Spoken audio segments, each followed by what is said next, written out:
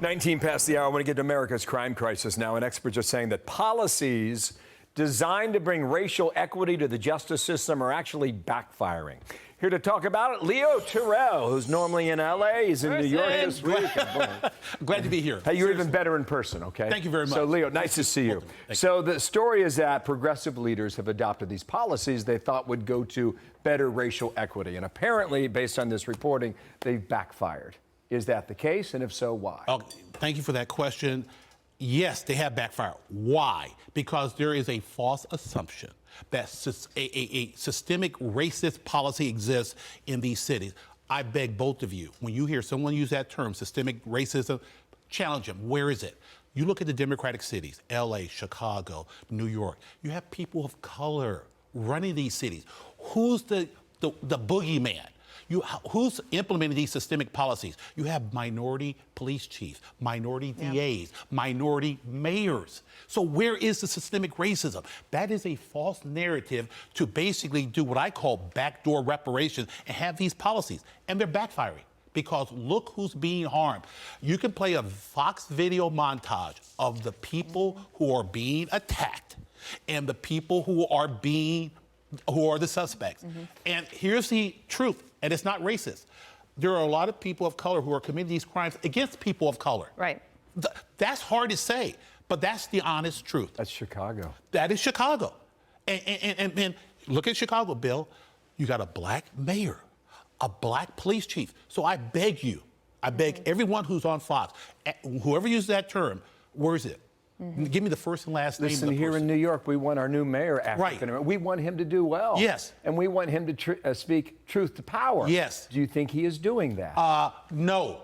No. I want to make sure people hear this. This is too serious to play around with because he's playing the typical Democratic talking points. We got to help. We got to do these things. There are career criminals that you cannot help. And they benefit from these soft on crime policies. This issue cannot just be washed away. In LA, the murders in 2019 was 351, 2020, 356, and 2021, 402. I think I said that right. So basically there is an increase, and we already know that 2022 is not looking very good. But one of the things Gascon did is he eliminated the anti-gang unit. Yes. Has that had an effect? Dana, yes, and ask me how would I know that? Because a minority police officer with his fiancée shopping for a home, confronted by gang members, he was murdered. The sheriff's department, the police department asked the feds to prosecute. Right. There's a perfect, because the DA, George Gascon, who you covered throughout this entire program, is soft on crime. No gang enhancements, no gun enhancements. And the only reason why he's singing a different song is because of that embarrassing audio tape. And he's facing a serious recall. And on that question, how explosive do you think this is for him, his department, the city of Los Angeles, and how destructive could this be? Oh, let me tell you right now, I mentioned this yesterday, and I'll say it very clear. I am so grateful for all these questions. This is my wheelhouse. This is the turning point that's going to motivate the recall. The recall is going to succeed as far as getting on the ballot, whether or not he gets actually knocked out. But there are regional sites within LA County. This recall is more organized, and there are recall signature booths throughout LA County. So he's aware of it and he feels vulnerable. Absolutely, Bill. Leo, I have a question. Sure. Bill asked a terrific question of the deputy district attorney in LA. This Tubbs suspect, he was committed the crime at 17 years old. Yes. Convicted, though, at 26. Yes. Now is apparently transgender, okay? Yes. But at 26 years old, in a juvenile facility. Yes. How is that allowed? I can tell you exactly why. Because at the time that these charges were brought up against him, again, George Gascon changed the policy of crimes that occur while you're a juvenile will be handled in juvenile court.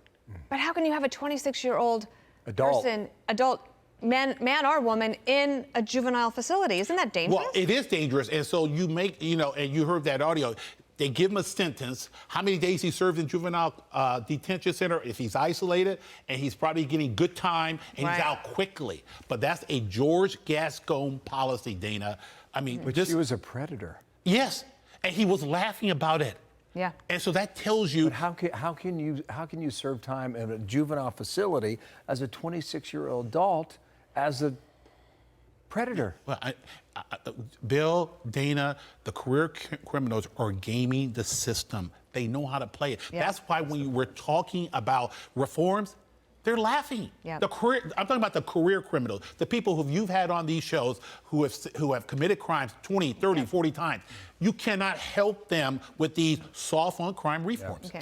Great to see you. Yeah, My pleasure. listen, you might want to think about moving to New York. No, because no, we'd love to have you I around. got you committed. I'm inviting both of you to Beverly Hills. we're coming have to LA. breakfast. Yeah, We'll come see to you LA. tonight. I will do that. We'll see you tonight All with right. Percy. You're Thank going to you. meet him. All right. All right. All right. All good. Leo Terrell. Next,